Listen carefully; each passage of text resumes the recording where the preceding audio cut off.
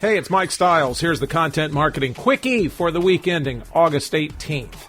So here I am. I'm YouTube. I'm the biggest, most well-known video platform out there, and people watch me all day and night. So you can imagine how pissed off I'd be to hear that when it comes to digital video ad campaigns, 65% of marketers actually prefer social platforms. You know, Facebook, Twitter, Snapchat. The study by Trusted Media Brands shows it wasn't even close. The social networks win by about 10 percentage points. The ad method that will likely see the biggest investment over the next year is, you'll like this, branded content. In-video banner ads and pre- and post-video ads are kind of falling out of favor. Come on, skip this button. Business Insider reports a lot of people are very interested in live streaming video advertising too, especially on Facebook. Well, I just won a Content Marketing Award for Best Podcast. That, of course, is a lie. And Mark May and the people at Citi just finished a study that says you probably didn't much appreciate being lied to.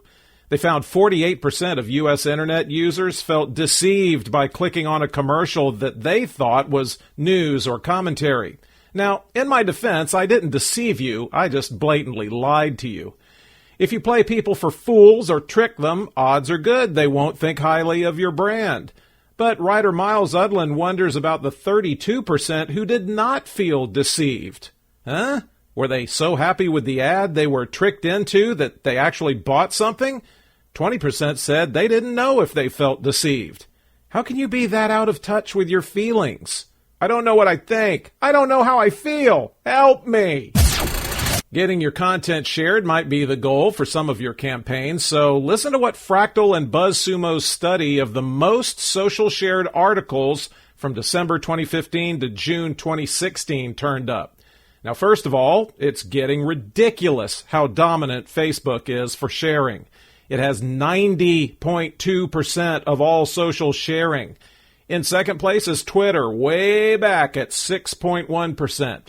Facebook had a little over 81% last year, so as ridiculously dominant as it is, it's getting even more so. Twitter fell 29.1%, and LinkedIn surpassed Google Plus and Pinterest. The other thing they did is use Meaning Cloud to check the sentiment of the content that gets shared. Bottom line, it's content that evokes positive emotions that get spread like a lovely, desirable infection. Less than 8% of shared content was negative, and Twitter seems to have almost twice as much of that as Facebook. Hashtag everything sucks. Sharing is important. In fact, go share the fact that sharing is important. So as mobile usage continues to grow and eat the world, you might want to know how to make your stuff as shareable as possible on mobile devices. That's exactly what Dan Steiner wrote about. First, how does your content even look and work on mobile? If it's lousy, your chances of getting shared are super close to nil, and nil is bad. Second, share this learned people are 3 times more likely to share on their iPhone than desktop. So make it amazingly obvious and easy to do so. Next, pop down the pop-ups on mobile. Don't do it. They slow page load, interrupt the content, and make people angry. Fourth, make sure you invite people who use social logins to follow or like you to secure that connection. And lastly, put shareable content on platforms made for mobile, like Instagram and Snapchat. Polar rolled out their global look at how branded content performed in Q2, and now here come the results right to your eagerly awaiting ears. Click-through rates? Meh. It stayed about the same, at 0.31%. CTRs were highest on tablets for whatever reason. Time spent with branded content was an average of 2 minutes, 36 seconds, with the U.S. spending the most time. But there sure are more people making stuff and more people watching stuff. Toby Elkin writes the number of creatives went up 111%, and views of branded content went up over 2.2 times. But pay attention to this. 40% and rising of branded content views now happen on mobile and tablet. But those two also see lower time spent than desktop. So Polar's Greg Bella says that means you need to focus on making your content more snack-sized. Remember when Michael Jackson's hair caught on fire shooting a Pepsi commercial? You might be too young to remember that, but it probably was the least weird thing about Michael Jackson. Well, now Pepsi is the launch partner for a new Twitter ad option, Promoted Stickers. Twitter's Elia Brown said Twitter debuted stickers in July, and now brands can jump aboard. So Pepsi kicked it off with 50 stickers as part of its Pepsi-moji campaign. David Cohen writes brands should like it because their stickers get shared with users' followers authentically.